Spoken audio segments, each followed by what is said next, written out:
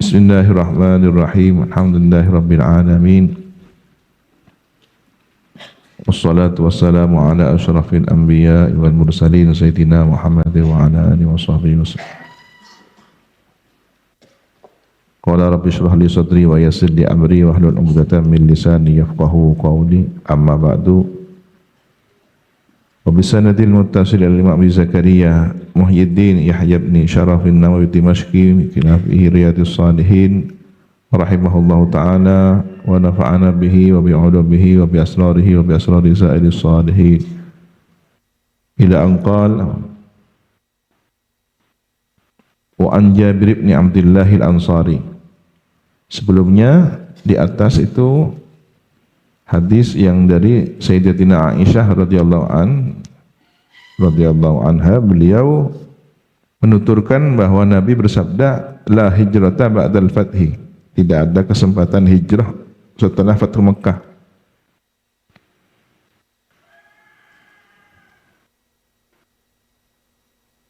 Peristiwanya sudah selesai, kaum mustad'afin Mekah sudah pindah ke Madinah. Setelah mengalami proses panjang, kekuatan semakin bertambah, maka tidak ada lagi yang bisa menjadi alasan untuk berhijrah seperti dulu. Apalagi setelah Fathu Mekah, pembebasan kota suci Mekah.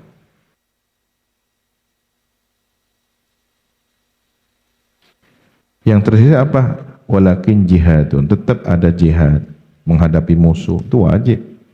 Di situ ada ketaatan yang terus menerus. Ada nilai hijrah yang lain, termasuk santri yang berhijrah dari rumah ke pesantren untuk menimba ilmu. Ketika nanti ada perintah jihad, ya jangan meninggalkan perintah itu. Atau jihad-jihad yang lain. Di masa lalu 22 Oktober ada resolusi jihad yang diberikan Hadratus Syekh, dikeluarkan oleh Jam'iyah Nahdlatul Ulama. Respon terhadap pertanyaan Bung Karno tentang mempertahankan kemerdekaan melawan agresi militer sekutu penjajah. Bagaimana kemudian Hadratus Syekh bisa merespon dengan cerdas, padahal pertanyaannya Bung Karno, bagaimana hukumnya memperjuangkan tanah air bukan agama. Diulang sampai berkali-kali, membela tanah air bukan agama. Beliau kemudian memadukan nilai-nilai keagamaan dalam semangat cinta tanah air itu. Karena dengan mempertahankan tanah air, agama bisa ditegakkan. Kemudian secara khusus ketika Bung Tomo Sowan melihat fatwa Resolusi Jihad, semangat, saya akan siap melaksanakan, mengawal fatwa ini. Wahai Kiai, ya, setiap Anda mengumandangkan komando perang, mengobarkan semangat adik-adik Surabaya, yang di situ adalah mayoritas kaum santri yang datang dari berbagai daerah di Jawa Timur. Titip beliau kumandangkan di awal pidatonya dan di akhir pidatonya mengagungkan nama Allah, bertakbir. Sejak itulah kemudian setiap mengobarkan semangat, Bung Tomo selalu mengawalinya dengan takbir, menutupnya dengan takbir. Meletusnya 10 November adalah berkah dari busur fatwa resolusi jihad, sehingga melesatlah anak panah 10 November tepat pada sasarannya. Bahkan pemimpin Inggris mati terbunuh, padahal ini pemimpin yang ditakuti dan berwibawa dengan strategi perangnya. Di luar itu tidak diceritakan ada kisah-kisah yang lainnya tentang karomah para kiai-kiai, bagaimana bambu runcing bisa terbang sendiri. Jadi dulu kan kita mendengarkannya arek-arek Surabaya dengan senjata sederhana, bambu runcing. Ya, nyaris tidak logis berhadapan dengan alat canggih, ya, senapan, peluru angin, senjata angin. Mereka sudah menembakkan, kita kaum muslimin, kaum santri yang sudah sebelum apa-apa sudah terkena dulu. Tapi bagaimana bambu runcing itu bisa mengenai mereka dengan jarak yang cukup jauh? Bagaimana pesawat tempur berjatuhan tanpa ada bom anti pesawat? Kita tidak punya alat canggih itu. Ternyata ada kiai-kiai spesialis urusan melemparkan arta, ya, jadi ke mengenai pesawat itu. Kiai Buntet dan kiai-kiai Jawa Timur lainnya, termasuk yang kami peroleh informasi dari Kiai Toifur. Ada kiai di Jawa Tengah memang spesialis jaza bambu runcing, dibacakan Hizbun Nasar, bambu runcing ini berjalan sendiri, terbang. Tidak ada remote controlnya. Remote controlnya dari para salihin, awliya, arifin. Nah, pada hadis ini walakin jihadun wa niyatun, kenapa la hijrata ba'dal fatih wa ma'nahu la hijrata min Makkah li'annaha sarat darul Islam. Tidak ada lagi hijrah dari Mekah. Kenapa? Karena sesungguhnya Mekah itu sudah menjadi darul Islam, baldatu Islam. Sudah menjadi tanah suci. Orang mau hijrah lagi dari Mekah. Justru orang hijrah dari rumahnya ke Mekah. Ya. Berangkat dari Sukoharjo mondok ke Mekah, bukan meninggalkan Mekah. Kalau dulu orang meninggalkan Mekah ke Madinah karena situasi Mekah masih diliputi kekufuran, perilaku kejahiliaan, 300-an lebih berhala di sekitaran Baitullah, bahkan di dalam Ka'bah ada berhala.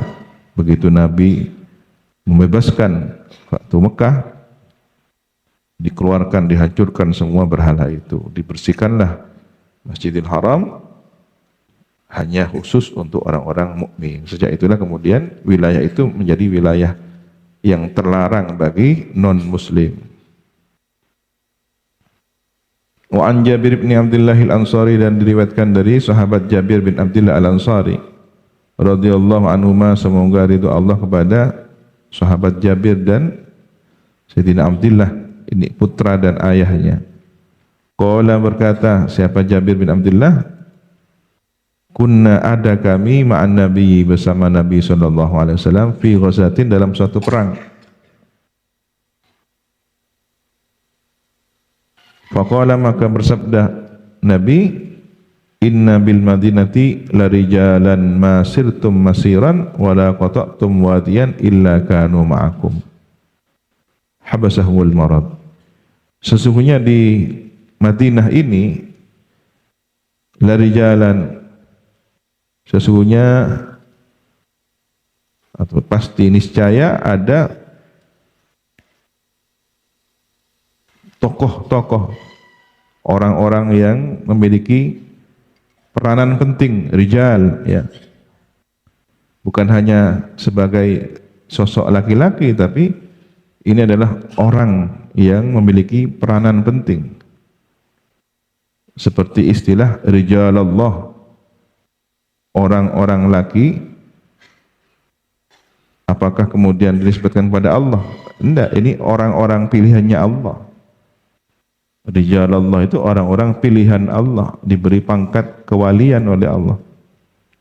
Masirtum masiran, tidaklah berjalan kamu sekalian suatu perjalanan, jarak tempuh perjalanan, wala qata'tum wadiyan, dan tidaklah kalian menempuh, melintasi suatu lembah, illa kanu, kecuali ada mereka ma'akum, bersama kalian. Orangnya ada di Madinah, tapi hakikatnya mereka itu ikut menyertai pasukan kaum muslimin dalam peperangan. Siapa ini? Habasahum, menahan mereka. Mereka tidak ikut serta secara fisik. Al-maradu, apa? Sakit.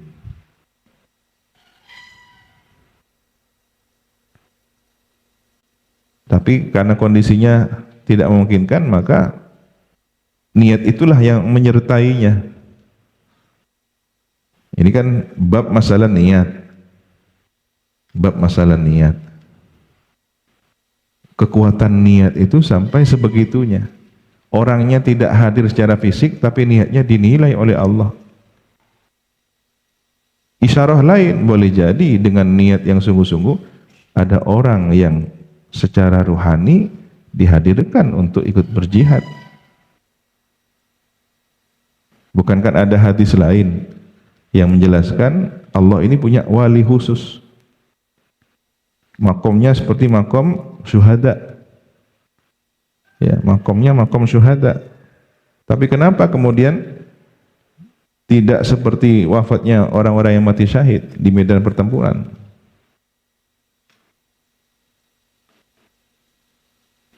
Hidupnya biasa-biasa saja. Di sini disebutkan ada satu hadis,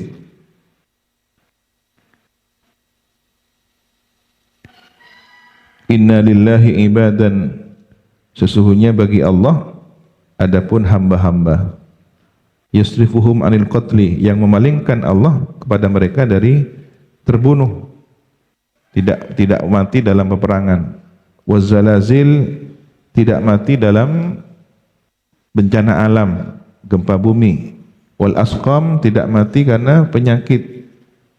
Kalau orang mati sakit bisa jadi kan syahid ya.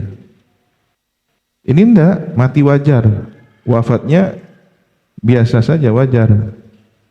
Yutilu a'marahum, Allah memanjangkan usia mereka ini. Orang-orang ibadallah yang diwafatkan dalam kondisi wajar biasa.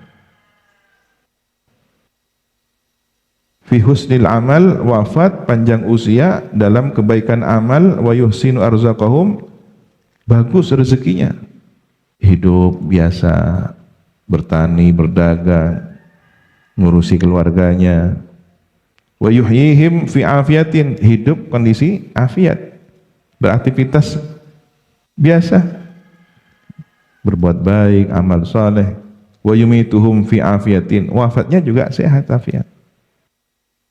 Kalau orang yang matinya karena penyakit, disihir atau tenggelam atau peristiwa alam, pantas mendapatkan syahid indallah. Ini tidak mati biasa di atas kasur, alal farash, di atas kasur wafatnya. Wa yu'tihi manazila syuhada, dan Allah memberikan mereka itu derajatnya para syuhada.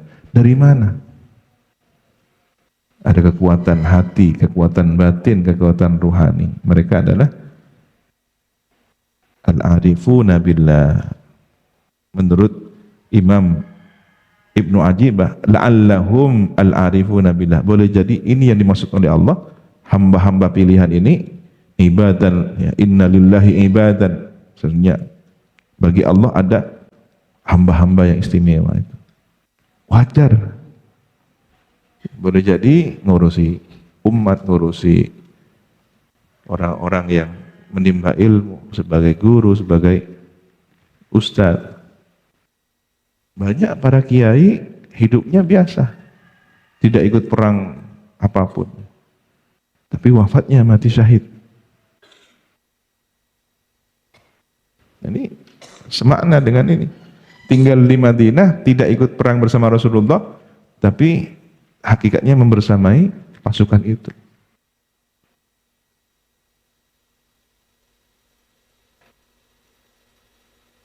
Beberapa orang yang kami jumpai, ada orang dari Irak. Waktu itu Irak sedang bergejolak. Saddam Hussein sedang menghadapi Amerika. Sampai pada akhirnya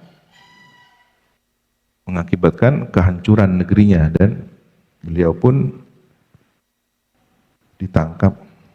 Siapa yang menangkap? Ya, orang-orang Irak yang kemudian atas nama sebuah peralihan kekuasaan, tetapi sebenarnya ada campur tangan Amerika, menghukum Saddam Hussein di tiang gantungan. Nah, orang-orang Irak yang datang ke majelisnya Abuya Said Muhammad Al-Maliki dengan ekspresi sungguh-sungguh mengatakan, kami menjumpai Said Muhammad Al-Maliki ikut berperang bersama kami. Sedangkan kami di Mekah pada saat peristiwa genting bersama Abuya Said Muhammad. Duduk bersama beliau. Beliau sedang melihat, menonton peristiwa laporan Irak. Bagaimana kemudian kaum masyarakat Irak menjadikan dirinya sebagai tameng hidup demi menjaga negerinya. Kita ikut peristiwa itu. Bagaimana kemudian Abuya mendoakan kaum muslimin Irak. Perhatian beliau kepada peristiwa itu.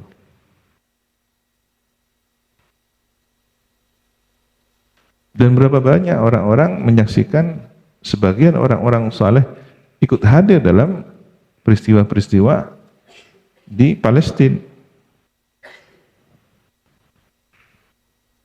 Fisiknya ada di suatu tempat, tapi kemudian Allah berikan suatu pangkat kemuliaan, ikut serta dalam jihad di medan pertempuran.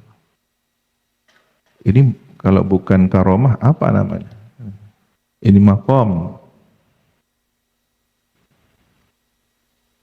Begitu juga ada orang tidak hadir mencari ilmu, duduk di pesantren, tapi niatnya membersamai santri. Siapa? Orang tua kalian yang membiayai kalian, atau orang-orang yang ingin seperti kalian, tapi karena suatu kondisi, mungkin karena orang tua yang ingin didampingi oleh putranya, seperti kisah Uwais Al-Qarani, ingin menimba ilmu, bertemu Rasulullah, dengar kabar ada Rasulullah di Madinah, rindu rasanya ingin mengaji pada suatu, tapi ibunya sudah lanjut usia. Beliau pun baru berkesempatan haji setelah wafatnya Rasulullah. Tapi lihat bagaimana wasiat Rasulullah kepada Sayyidina Umar. Kalian kalau nanti secara umum ya kepada para sahabat, kalau kalian nanti ada orang Yaman dari kabilah Qarani, sambutlah, cari seseorang yang bernama Uwais. Sampaikan salamku, doakan aku. Rasulullah minta didoakan. Siapa orang ini yang doanya mustajab? Ternyata orang yang berbakti kepada orang tuanya, ibunya. Dipikul, dipanggul dari Yaman sampai ke Mekah untuk melaksanakan ibadah haji. Tiap hari latihan, mulai dari belajar menggendong, memikul mungkin anak sapi mungkin ya, atau kambing, terus sampai memikul beban yang lebih berat untuk melatih fisiknya, mempersiapkan dirinya menjadi kendaraan ibunya menuju Baitullah. Ini amalan birrul walidain yang tembus berlapis-lapis langit dan derajatnya luar biasa. Ketika zaman Sayyidina Abu Bakar hanya 2 tahun, ya tidak sempat menjumpai Uwais Al-Qarani. Nah, pada zaman kekhilafahan Sayyidina Umar, Uwais Al-Qarani berangkat ibadah haji. Dan tiap tahun sebenarnya Sayyidina Umar terus tanya, hal minkum minal Yaman? Siapa? Hal minkum min qabilati Qaran? Datang. Hal minkum Uwais? Nah, aku enggak tahu. Sampai kemudian ada orang menunjukkan, ada, itu orangnya di sebelah sana. Jadi tidak mengacungkan diri. Saya Uwais enggak. Malah ada di tempat yang orang lain tidak di sana, dia sendirian. Ini ada orang-orang seperti ini, khumul, tidak menampakkan dirinya. Tapi derajatnya insya Allah mulia. Lalu kemudian didatangi, hal anta Uwais? Waalaikumsalam min Rasulillah. Saya sampaikan salam dari Rasulullah. Begitu terharunya. Orang yang dirindukan ternyata menyampaikan salam. Tak berjumpa secara fisik, tapi sudah berjumpa secara rohani. Minta didoakan. Karena semakin banyak orang kenal, akhirnya Uwais Al-Qarani menghindar, tidak lagi mukim di situ, pindah entah ke Irak, entah kemana, yang orang tidak peduli tentang siapa dirinya. Nah, ini banyak orang-orang yang menyembunyikan derajat kewaliannya. Mastur, wali mastur. Ada wali masyhur yang terkenal di langit dan di bumi, ada yang wali mastur, tak terkenal di bumi tapi terkenal di langit. Wa fi riwayatin, dan dalam riwayat yang lain, illa syarikukum fil ajr, melainkan ikut serta, syarikukum ikut serta kepada kalian dalam pahala. Rawahu Muslimun, meriwayatkan kepada hadis ini Imam Muslim. Siapa Imam Muslim? Maka meskipun kita tidak hadir di Gaza, meskipun kita tidak bisa menembus batas-batas wilayah negara untuk membersamai saudara kita di Palestina, hadirkan niat kalian, hadirkan doa kalian. Boleh jadi kita tercatat sebagai pejuang Palestina, pejuang Gaza. Man lam yahtam bi amril muslimin falaysa minhum. Kalau tidak peduli kepada urusan kaum muslimin, enggak termasuk golongan. Ini kan ancaman ini. Tidak termasuk dalam arti kesempurnaan solidaritas atau naudzubillah kalau kemudian kita jauh dari komunitas kaum muslimin. Maka hadirkan niat kita, hadirkan doa kita, hadirkan kepedulian kita. Setiap sholat 5 waktu kita doakan mereka semua. Wallahu subhanahu wa ta'ala a'lam bis-shawab. Rabbi zidni ilma, Rabbi zidni ilma. Subhanakallahumma wa bihamdika asyhadu an la ilaha illa anta astaghfiruka wa atubu ilaik. Wa sallallahu ala sayyidina Muhammadin wa ala alihi wa sahbihi wa sallam. Alhamdulillahi rabbil alamin. Ya Rabbana atarafna bi annana qatarafna wa annana asrafna ala ladha asrafna fatub alayna tawbah taghsil li kulli hawbah واستر لنا العورات وآمن الروعات واغفر لوالدينا ربي ومولودينا والآل والإخوان وسائر الخلان وكل ذي محبة أو جيرة أو صحبة والمسلمين أجمع آمين ربي يسمع فضلا وجود من نادى باكتساب منا بالمصطفى الرسول نهضى بكل سول صلى وسلم ربي عليه عند الحب وآله والصحب عدد طش الصحب والحمد لله في البدء والتناهي. السلام عليكم ورحمة الله وبركاته.